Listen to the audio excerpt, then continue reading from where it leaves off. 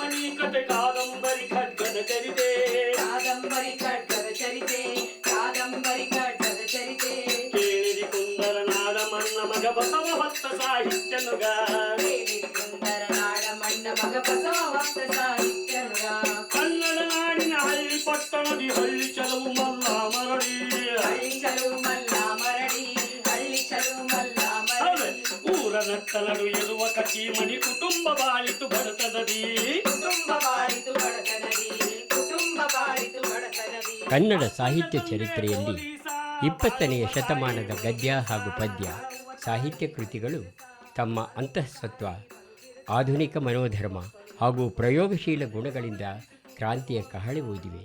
ಪ್ರಸ್ತುತ ಶತಮಾನದ ಸಾಹಿತ್ಯದ ವಸ್ತು, ಧ್ಯೇಯ, ಧೋರಣೆ ಮತ್ತು ಗುರಿಗಳಲ್ಲಿ ಆಗಾಗ ಸಂಭವಿಸಿದ ಬದಲಾವಣೆಯ ಸ್ವರೂಪಗಳನ್ನು ಸ್ಥೂಲವಾಗಿ ನವೋದಯ, ಪ್ರಗತಿಶೀಲ, ನವ್ಯ ಹಾಗೂ ದಲಿತ ಬಂಡಾಯ ಎಂದು ಗುರುತಿಸಲಾಗಿದೆ. ಅನಕೃ, ತರಾಸು, ದ್ಯುರಾಮ ಕಾರಂತ, ಚದುರಂಗ ಮೊದಲಾದ ಗಣ್ಯ ಪ್ರಗತಿಶೀಲ ಲೇಖಕರ ಪಂಕ್ತಿಯಲ್ಲಿ ಸುಶೋಭಿತವಾಗಿ ಕಾಣುವ ಕಟ್ಟಿಮನಿಯವರ ಕನ್ನಡ ಕಥನ ಸಾಹಿತ್ಯಕ್ಕೆ ಕೊಟ್ಟ ಕೊಡುಗೆ ಗಮನಾರ್ಹವಾಗಿದೆ. ಜಗತ್ತನ್ನೇ ನಡುಗಿಸಿದ ಮೊದಲನೆಯ ಮಹಾಯುದ್ಧ ಆಗ ತಾನೇ ಮುಗಿದಿತ್ತು. ಬ್ರಿಟಿಷ್ ಸಾಮ್ರಾಜ್ಯ ಭಾರತದಲ್ಲಿ ತನ್ನ ಸಂಪೂರ್ಣ ಆಧಿಪತ್ಯ ಸ್ಥಾಪಿಸಿ ಭಾರತೀಯ ಜನತೆಯನ್ನು ಸುಲಿದು ದೋಚಿ ಇಲ್ಲಿಯ ಬಡವರನ್ನು ಕಡುಬಡವರನ್ನಾಗಿಸಿ ನಿರಕ್ಷರಿಗಳನ್ನಾಗಿಸಿ ಎಂದೆಂದೂ ತಲೆ ಎತ್ತದಂತಹ ಪಾರತಂತ್ರಕ್ಕೆ ಸಿಲುಕಿಸಿ ಶೋಷಿಸುತ್ತಿತ್ತು. ಭಾರತೀಯ ಗ್ರಾಮಗಳು ಹಸಿವು, ಅಜ್ಞಾನ, ರೋಗಗಳ ಬೀಡಾಗಿದ್ದವು. ಅಂತಹ ಒಂದು ಬಡ ನಿರಕ್ಷರ ಗ್ರಾಮೀಣ ಪರಿಸರದಲ್ಲಿ ಪೊಲೀಸ್ ಪೇದೆ ಅಪ್ಪಣ್ಣ ಮತ್ತು ಬಾಳವ್ವ ದಂಪತಿಯರಿಗೆ 5-10-1919 ಕರ್ನಾಟಕ ರಾಜ್ಯದ ಬೆಳಗಾವಿ ಜಿಲ್ಲೆಯ ಗೋಕಾಕದಲ್ಲಿ ಬಸವರಾಜ ಕಟ್ಟಿಮನಿಯವರ ಜನ್ಮವಾಯಿತು. ತಾಯಿ ಮಾತ್ರ ಮಮತಾಮಯಿ, ಭಾಳ ಧೈರ್ಯವಂತ ಹೆಣ್ಮಗಳು ಮತ್ತು ಛಲಗಾರ್ತಿ ಕೂಡ. ನಾನು ನೋಡಿದ್ದೆ ಆಕೆಯನ್ನು. ಬಹಳ ಎತ್ತರವಾದಂಥ ಅವಳು, ಕೈಯಲ್ಲಿ ಒಂದು ದೊಡ್ಡ ಬಡಿಗೆ ಹಿಡಿದುಕೊಂಡು ಅಡ್ಡಾಡುವಂಥವಳು. ಆಕೆ ಜಾನಪದ ಕಥೆಗಳನ್ನು, ಹಾಡುಗಳನ್ನು, ಆಮೇಲೆ ಕಿತ್ತೂರು ಚೆನ್ನಮ್ಮ, ಬೆಳವಡಿ ಮಲ್ಲಮ್ಮ, ಸಿಂಧೂರು ಲಕ್ಷ್ಮಣ ಇತ್ಯಾದಿ ಇವರೆಲ್ಲ ಕಥೆಗಳನ್ನೆಲ್ಲ ಅಂಗಳದಲ್ಲಿ ಬೆಳದಿಂಗಳಲ್ಲಿ ಕೂಡಿಸಿಕೊಂಡು ಮಕ್ಕಳಿಗೆ ಹೇಳ್ತಾ ಇದ್ದವು ಅಂತ ಸರ್ದು. ಅವನ ಕಲ್ಪನೆ ಏನಿತ್ತಲ್ಲ ಅದಕ್ಕೆ ಒಂದು ಹೆಚ್ಚಿನ ಉತ್ತೇಜನ ಅನ್ನಿಸ್ತಾ ಇತ್ತು ಒಳಗಡೆ. ಉತ್ತರ ಕರ್ನಾಟಕದ ಒಂದು ಸಾಮಾನ್ಯವಾದಂಥ ರೈತ ಕುಟುಂಬದಲ್ಲಿ ಹುಟ್ಟಿದಂಥ ಇವನಿಗೆ ಆ ಗ್ರಾಮೀಣ ಪ್ರದೇಶದ ಒಂದು ಹಠ, ಛಲಗಾರಿಕೆ, ಒರಟತನ, ಪ್ರಾಮಾಣಿಕತನ, ಕಾರುಣ್ಯ, ಜೀವದಯಾಪರತೆ ಇತ್ಯಾದಿ ಗುಣಗಳೆಲ್ಲ ಅವುಗಳಿಗೆ ಹುಟ್ಟಿನಿಂದಲೇ ಕಟ್ಟಿಮನಿಯವರಿಗೆ ಬಂದಂಥ ಗುಣಗಳು ಅಂತ ಹೇಳ್ಬೋದು. ಮತ್ತು ಅನಿರೀಕ್ಷಿತವಾಗಿ ಆ ಹೊತ್ತಿಗೆ ಏನೋ ಒಂದು ಟೈಫಾಯ್ಡ್ ಆಯಿತೋ ಏನೋ ಜ್ವರನ ಬಂದಿದ್ದು, ಆವಾಗ ಕಿವಿ ಮಂದಾಗಿಬಿಟ್ಟು ಅದು ಕೊನೆಯವರೆಗೂ ಉಳ್ಕೊಳ್ತಾ ಇತ್ತು ಅವರಿಗೆ. ಮುಲ್ಕಿ ಪರೀಕ್ಷೆಯ ನಂತರ ಬೆಳಗಾವಿಯ ಗಿಲಕಂಚಿ ಆರ್ಟಾಳ್ ಹೈಸ್ಕೂಲಿನಲ್ಲಿ ಶಿಕ್ಷಣ ಮುಂದುವರಿಸಿದರು. ಕತೆ, ಕವಿತೆ ಬರೆಯಲಾರಂಭಿಸಿದ್ದ 14ನೆಯ ವಯಸ್ಸಿನಲ್ಲಿ ಈ ಬಾಲಕ 50-60 ಕಥೆಗಳನ್ನು, 106 ಕವಿತೆಗಳನ್ನು ಬರೆದಿದ್ದ. ಮೆಟ್ರಿಕ್ ಪರೀಕ್ಷೆಯನ್ನು ಪಾಸಾಗದೆ ಹೊಟ್ಟೆಪಾಡಿಗಾಗಿ ಬೆಳಗಾವಿಯಿಂದ ಪ್ರಕಟವಾಗುತ್ತಿದ್ದ ಸಂಯುಕ್ತ ಕರ್ನಾಟಕ ದಿನಪತ್ರಿಕೆಯ ಕಚೇರಿಯಲ್ಲಿ ಬಸವರಾಜ ಕಟ್ಟಿಮನಿಯವರು ಕೆಲಸಕ್ಕೆ ಸೇರಿಕೊಂಡರು. ಕುವೆಂಪು ಅವರ ಕವಿತೆ ಸಾಲುಗಳಾದ ನೂರು ದೇವರನ್ನೆಲ್ಲ ನೂಕಾಚೆ ದೂರ, ಭಾರತಾಂಬೆಯ ದೇವಿ ನಮಗಿಂದು ಪೂಜಿಸುವ ವಾರ, ಶ್ರೀ ಪುಟ್ಟಪ್ಪನವರ ಕ್ರಾಂತಿಕಾರಕ ಕವಿತೆ ನನ್ನ ಸಮಗ್ರ ವ್ಯಕ್ತಿತ್ವವನ್ನೇ ಕಡೆದು ರೂಪಿಸಿತೆಂದು ಹೇಳಿದರೆ ಅತಿಶಯೋಕ್ತಿಯಾಗಲಿಕ್ಕಿಲ್ಲ. ಅಂದಿನಿಂದ ನಾನು ಯಾವ ಕಲ್ಲು ದೇವರಿಗೂ ಕೈ ಮುಗಿಯಲಿಲ್ಲ. ಆಗಿನಿಂದಲೂ ಪುಟ್ಟಪ್ಪನವರು ನನ್ನ ಗುರು, ದೀನದಲಿತರ ಮಾನವ ಜನಾಂಗವೇ ನನ್ನ ದೇವರು ಎಂದು ಬಸವರಾಜ ಕಟ್ಟಿಮನಿಯವರೇ ಹೇಳಿಕೊಂಡಿದ್ದಾರೆ. 1936ರಿಂದ ಆರಂಭವಾದ ಕಟ್ಟಿಮನಿಯವರ ಪತ್ರಿಕೋದ್ಯಮ ಜೀವನ. ಮೊದಲ 10 ವರ್ಷ ದುಡಿದದ್ದು ಪತ್ರಿಕೋದ್ಯಮದಲ್ಲಿ. ಪತ್ರಿಕೋದ್ಯಮ ಎಂದಾಕ್ಷಣ ಅಲ್ಲಿ ಸತ್ಯವನ್ನೇ ಹೇಳುವುದು, ನಿಷ್ಠುರವಾಗಿ ಹೇಳುವುದು ಮತ್ತು ಜನರಿಗೆ ಮುಟ್ಟುವ ಹಾಗೆ ಮನಚಾಗಿ ಹೇಳುವುದು ಈ ಮೊದಲಾದ ಭಾಷಾ ಕೌಶಲ್ಯಗಳು ಅವರಿಗೆ ಅವಶ್ಯವೆನಿಸ್ತವೆ. ಜೀವನಾನುಭವಗಳನ್ನು ಗಳಿಸಿ ಮನಸಾದ ಮತ್ತು ನಿಷ್ಠುರವಾದ ಭಾಷಾ ಅಭಿವ್ಯಕ್ತಿಯನ್ನು ಸಾಧ್ಯ ಮಾಡಿಕೊಂಡ ಒಂದು ಹಿನ್ನೆಲೆಯೊಳಗೆ ಅವರು ಸುಮಾರು 40 ಕಾದಂಬರಿಗಳನ್ನು, 10 ಕಥಾ ಸಂಕಲನಗಳನ್ನು ಮತ್ತು ಇತರ ಕೃತಿಗಳನ್ನು ಬರೆದರು. ಕಟ್ಟಿಮನಿಯವರು ಮನಮುಖಿ ಮತ್ತು ಜನಮುಖಿ ಸಾಹಿತ್ಯ ಕಡೆಗೆ ಹೆಚ್ಚು ಗಮನವನ್ನು ಕೊಟ್ಟರು. ಇದರಿಂದಾಗಿ ಅವರ ಸಾಹಿತ್ಯ ಕೃತಿಗಳಲ್ಲಿ ಸಮಾಜವೇ ಮಾತಾಡ್ತಾ ಇರುವಂಥ ಒಂದು ಅನುಭವ ಓದುಗರಿಗೆ ಆಗ್ತಾಯಿದೆ. ಕತೆ, ಕಾದಂಬರಿ, ಬರಹಗಳಿಗೆ ಪತ್ರಿಕೆಯವರು ಸಂಭಾವನೆ ಕೊಡುತ್ತಿರಲಿಲ್ಲ. ಆದ್ದರಿಂದ ಉಪಜೀವನಕ್ಕಾಗಿ ಪತ್ರಿಕೋದ್ಯಮಕ್ಕೆ ಅಂಟಿಕೊಳ್ಳಲೇಬೇಕಾಯಿತು. ಆಮೇಲೆ ಕೂಡಲೇ ಪತ್ರಿಕೆಗಳಲ್ಲೇ ಸೇರಿಕೊಂಡು ಕೆಲಸ ಮಾಡ್ತಾಯಿದ್ರು. ಸಂಯುಕ್ತ ಕರ್ನಾಟಕ ಬೆಳಗಾವಿಯಲ್ಲೇ ಇತ್ತು ಅವಾಗ. ಆಮೇಲೆ ಅದು ಹುಬ್ಬಳ್ಳಿ ಬಂತು, ಆಮೇಲೆ ತರುಣ ಕರ್ನಾಟಕ, ಕರ್ನಾಟಕ ಬಂತು, ಸ್ವತಂತ್ರ ಕರ್ನಾಟಕ. ಹೀಗೆ ಎಲ್ಲೆಲ್ಲಿ ಪತ್ರಿಕೆಗಳಿದ್ದೋ ಅಲ್ಲೆಲ್ಲ ಕೆಲಸ ಮಾಡ್ಕೋತಾ ಅವರು ಅಡ್ಡಾಡ್ತಾನೆ ಇದ್ದರು. ಉಷಾ ಪತ್ರಿಕೆ ಮಾತ್ರ ಅವರು ಸಂಪಾದಕರಾಗಿದ್ದಾಗ ಕರ್ನಾಟಕದಲ್ಲಿ ಪ್ರಗತಿಶೀಲ ಸಾಹಿತ್ಯ ಚಳವಳಿ ಆಗ ಬಂದಿತ್ತಲ್ಲ, ಆ ಪ್ರಗತಿಶೀಲ ಸಾಹಿತ್ಯ ಚಳವಳಿಗೆ ಒಂದು ಮುಖವಾಣಿಯಾಗಿ ಅಥವಾ ಮುಖಪತ್ರವಾಗಿ ಆ ಉಷಾ ಕೆಲಸ ಮಾಡ್ತಾರೆ. ಅಲ್ಲೂ ಭಾಳ ದಿವಸ ಅವರು ಇರಲಿಲ್ಲ. ಯುವಕರ ಬಗ್ಗೆ ಅಂತೂ ಭಾಳ ಪ್ರೀತಿ ಮತ್ತು ಅಭಿಮಾನ ಅವರಿಗೆ, ಮತ್ತು ಹೊಸ ಬರಹಗಾರರಿಗೆ ಅವರು ತೋರಿಸ್ತಕ್ಕಂಥ ಪ್ರೋತ್ಸಾಹ ಕೂಡ ಭಾಳ ಅನುಪಮವಾದದ್ದು ಅಂತ ಹೇಳ್ಬೋದು. ನನ್ನ ಮೇಲಿನ ಪ್ರೀತಿ ವೈಯಕ್ತಿಕವಾಗಿ ಹೇಳಬೇಕಂದ್ರೂ ಸಹಿತ ನಾನು ಹೈಸ್ಕೂಲಿನ ವಿದ್ಯಾರ್ಥಿ ಆಗಿದ್ದಾಗಲೇ ಉಷಾ ಪತ್ರಿಕೆಯನ್ನು ಓದ್ತಾ ಇದ್ದೆ. ಆಮೇಲೆ ಮುಂದೆ ಕಾಲೇಜಿಗೆ ಬಂದ ಮೇಲೆ ಸಹಿತ ಅವರು ನನ್ನ ಬಗ್ಗೆ ಸ್ನೇಹಿತ ಇಟ್ಟುಕೊಂಡ್ರು ಮತ್ತು ಕೊನೆಯವರೆಗೂ ಆ ಸ್ನೇಹವನ್ನು ನಾವು ಬಾಳಿದ್ವಿ. ಮತ್ತು as a friend he was a perfect.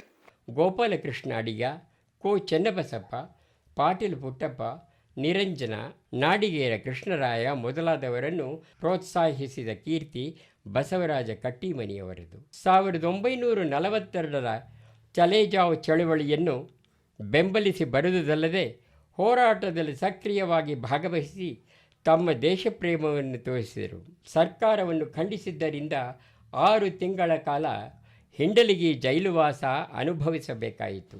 1944ರಲ್ಲಿ ಬೆಂಗಳೂರಿನ ಯಲಹಂಕದ ಗಂಗಮ್ಮ ಎಂಬ ಕನ್ಯೆಯೊಂದಿಗೆ ತೀರಾ ಸರಳ ರೀತಿಯಲ್ಲಿ ಬಸವರಾಜ ಕಟ್ಟಿಮನಿಯವರು ವಿವಾಹ ಮಾಡಿಕೊಂಡರು.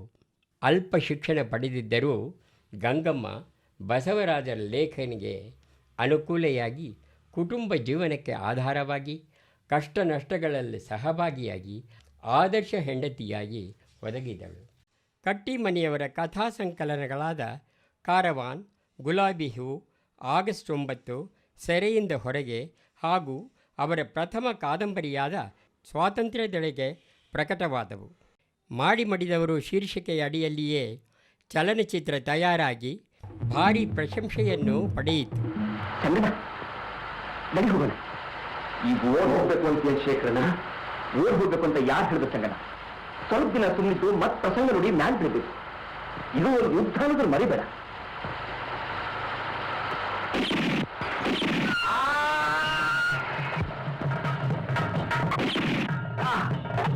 ಹೇಮಾ, ಹೋರಾಟ ಮುಂದುವರಿಸೋಣ, ಹೆದರಬೇಡ ಹೇಮಾ.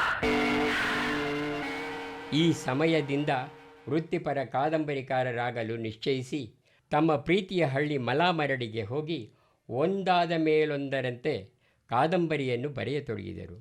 ಅವರ ಜನಪ್ರಿಯ ಕಥೆ ಕಾದಂಬರಿಗಳು ಹೊರಬಂದವು. ಈ ಅವಧಿಯಲ್ಲೇ ಸಾಮಾಜಿಕ ವಿಕೃತಿಗಳಾದ ಶೋಷಣೆ, ಆಡಂಬರ, ಆಷಾಢಭೂತಿತನ, ಕಪಟ ನೀತಿ ಮೊದಲಾದವುಗಳನ್ನು ಮೋಹದ ಬಲೆಯಲ್ಲಿ ಹೊರಗೆಳೆದರೆ, ಜರತಾರಿ ಜಗದ್ಗುರು ಕಾದಂಬರಿಯಲ್ಲಿ ಮಠಮಾನ್ಯಗಳ ಪೀಠಾಧಿಪತಿಗಳು ಧರ್ಮದ ಮುಸುಕಿನಲ್ಲಿ ನಡೆಸಿದ ಅತ್ಯಾಚಾರ, ಅನಾಚಾರಗಳನ್ನು ಪ್ರತಿಭಟಿಸಿದ್ದು ಕನ್ನಡ ಸಾಹಿತ್ಯದಲ್ಲಿ ಒಂದು ದಿಟ್ಟ ಹೆಜ್ಜೆ. ಬಸವರಾಜ ಕಟ್ಟಿಮನಿ ಒಬ್ಬ ಬದ್ಧ ಬಂಡಾಯಗಾರ. ಈ ಬಂಡಾಯ ಮನೋಧರ್ಮ ಅವರ ಬದುಕು ಮತ್ತು ಸಾಹಿತ್ಯ ಎರಡರಲ್ಲೂ ಹಾಸು ಹೊಕ್ಕಾಗಿದೆ. ಅವರ ಅಭಿವ್ಯಕ್ತಿ ಕೂಡ ಈ ಬಂಡಾಯದ ಮೂಲ ಪ್ರೇರಣೆಯಿಂದನೇ ರೂಪ ಪಡೆದಿರುವಂಥದ್ದು. ಮುಖ್ಯವಾಗಿ ವರ್ಗರಹಿತ, ವರ್ಣರಹಿತ ಮತ್ತು ಶೋಷಣೆ ರಹಿತ ಸಮಾಜವನ್ನು ನಿರ್ಮಾಣ ಮಾಡೋದು ಅವರ ಮುಖ್ಯ ಗುರಿಯಾಗಿತ್ತು. ಈ ಮುಖ್ಯ ಗುರಿಯನ್ನೇ ಇಟ್ಟುಕೊಂಡು ಅವರು ತಮ್ಮ ಸಾಹಿತ್ಯವನ್ನು ಸೃಜಿಸಿದರು. ಕಾರ್ಮಿಕರ ಹೋರಾಟವನ್ನು ಮುಖ್ಯವಾಗಿ ಪ್ರಗತಿಶೀಲ ನೆಲೆಯಲ್ಲಿ ಕಟ್ಟಿಕೊಟ್ಟಂಥ ಮೊಟ್ಟ ಮೊದಲನೇ ಕಾದಂಬರಿ ಅಂತ ಕಾರ್ಮಿಕರ ಕಾದಂಬರಿಯನ್ನು ಅದನ್ನು ನಾವು ಪರಿಗಣಿಸ್ತೇವೆ. ಅವರು ದಾವಣಗೆರೆಯಲ್ಲಿ ಲಿಮಿಟೆಡ್ ಕಂಪನಿಯನ್ನು ಸ್ಥಾಪಿಸಿ ಆ ಲಿಮಿಟೆಡ್ ಕಂಪನಿಯ ಮೂಲಕ ಸ್ವತಂತ್ರ ಅನ್ನೋ ಒಂದು ಪತ್ರಿಕೆಯನ್ನು ಆರಂಭಿಸಿ ಆ ಪತ್ರಿಕೆಯಲ್ಲೇ ಲಿಮಿಟೆಡ್ ಕಂಪನಿಯ ವಾರಸುದಾರರೇನಿರ್ತಾರೆ, ಅಂದರೆ ಅವರು ಬಂಡವಾಳಶಾಹಿಗಳೇನಿರ್ತಾರೆ, ಆ ಬಂಡವಾಳಶಾಹಿಗಳ ಮೂಲ ಒಂದು ಉದ್ದೇಶ ಏನಿತ್ತಲ್ಲ ಶೋಷಣೆ ಅದನ್ನು ಅವರು ಅವರದೇ ಪತ್ರಿಕೆಯಲ್ಲಿ ಪ್ರಕಟ ಮಾಡೋದು. ತಮ್ಮ ಪತ್ರಿಕೆಯಲ್ಲೇ ತಮ್ಮ ಬಗ್ಗೆ ಬರೆದ ಒಂದು ಕಾರಣಕ್ಕಾಗಿ ಕಟ್ಟಿಮನಿಯವ್ರನ್ನ ಅಲ್ಲಿಂದ ಹೊರಗೆ ಹಾಕ್ತಾರೆ. ಈ ಎಲ್ಲ ಅನುಭವವನ್ನು ಒಟ್ಟುಗೂಡಿಸಿ ಅವರು ಆ ಹೋರಾಟದ ಒಂದು ಕೆಚ್ಚನ್ನು ಇಟ್ಟುಕೊಂಡು ಜ್ವಾಲಾಮುಖಿಯ ಮೇಲೆ ಕಾದಂಬರಿಯನ್ನು ರಚಿಸ್ತಾರೆ. ಕನ್ನಡ ಪ್ರಗತಿಶೀಲ ಅಥವಾ ಭಾರತೀಯ ಪ್ರಗತಿಶೀಲ ಕಾದಂಬರಿಗಳಲ್ಲಿ ಜ್ವಾಲಾಮುಖಿಯ ಮೇಲೆ ಕಾದಂಬರಿಗೆ ಒಂದು ಅಗ್ರಸ್ಥಾನ ಇದೆ. ಬಸವರಾಜ ಕಟ್ಟಿಮನಿಯವರು ರಾಜಕೀಯ ರಂಗದಲ್ಲಿ ಸೇರ್ಪಡೆಗೊಂಡು ಜನಸೇವೆ ಮಾಡಬೇಕೆಂಬ ಹುಚ್ಚು ಅವರ ತಲೆ ಹೊಕ್ಕಿತ್ತು. ಅದಕ್ಕಾಗಿ ಬರವಣಿಗೆ ನಿಲ್ಲಿಸಿ ರೈತ ಕಾರ್ಮಿಕ ಪಕ್ಷ ಎಂಬ ರಾಜಕೀಯ ಪಕ್ಷ ಕಟ್ಟಿ ಹಳ್ಳಿ ಹಳ್ಳಿ ಸುತ್ತಾಡಿ ಜನಜಾಗೃತಿ ಮಾಡಲೆತ್ನಿಸಿದರು. ಪಕ್ಷಕ್ಕಾಗಿ ನಿಜವಾದ ಕೆಲಸ ಮಾಡಿದರೂ ಅವರಿಗೆ ಯಾವ ಮಾನ್ಯತೆ ಸಿಗಲಿಲ್ಲ. ಚುನಾವಣೆಯಲ್ಲಿ ರೈತ ಕಾರ್ಮಿಕ ಪಕ್ಷ ಗೆಲ್ಲಲಿಲ್ಲ. ರಾಜಕೀಯದಲ್ಲಿ ಹತಾಶೆಗೊಂಡು ಬಲೆಯ ಬೀಸಿದರು ಎಂಬ ಕಾದಂಬರಿ ಬರೆದರು. ಇದರಲ್ಲಿ ತಮ್ಮ ನೊಂದ ಮನಸ್ಸನ್ನು ಅವರು ಬಹುವಾಗಿ ತೋಡಿಕೊಂಡಿದ್ದಾರೆ.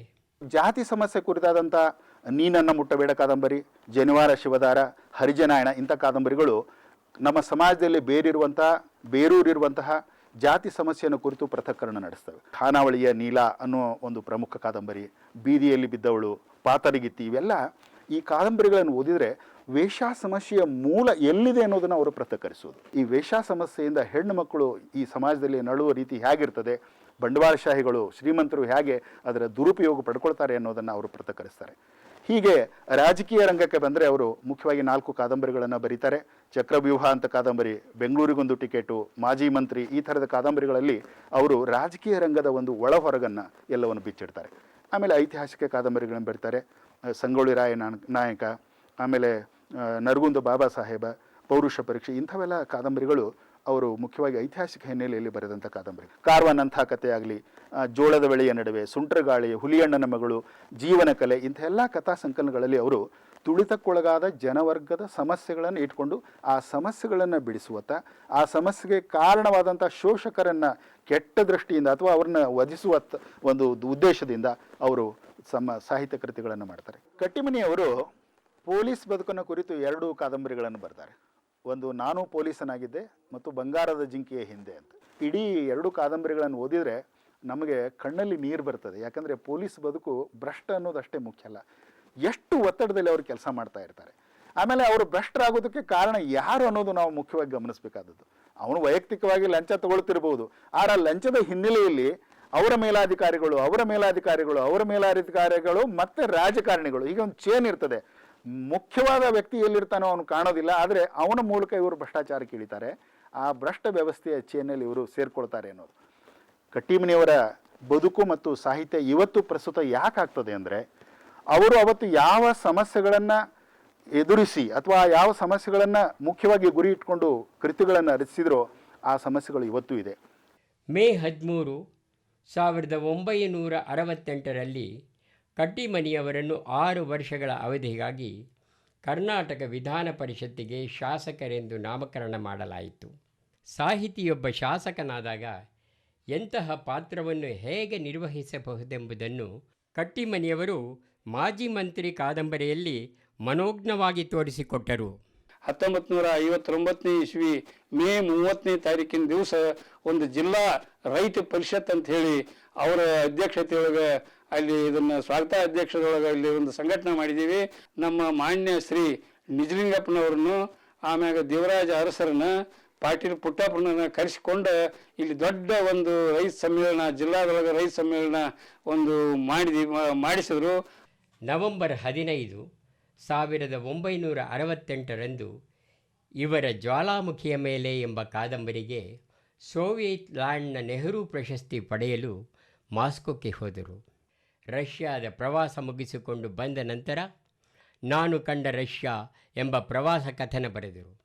6 ವರ್ಷಗಳವರೆಗೆ ಶಾಸಕನಾಗಿ ಜೀವನ ನಡೆಸಿ ಕಂಪೋಸಿಟರ್ ಎಂಬ ಕವನ ಸಂಗ್ರಹ ಹಾಗೂ ಸ್ವತಂತ್ರವ್ವ ಎಂಬ ಶೀರ್ಷಿಕೆಯ ಗೀತರೂಪಕವನ್ನು ಹೊರತಂದರು. ಹರಿಜನರ ಜೀವನ ಕುರಿತ ಹರಿಜನಾಯಣ ಎಂಬ ಕಾದಂಬರಿಯೂ ಪ್ರಕಟವಾಯಿತು.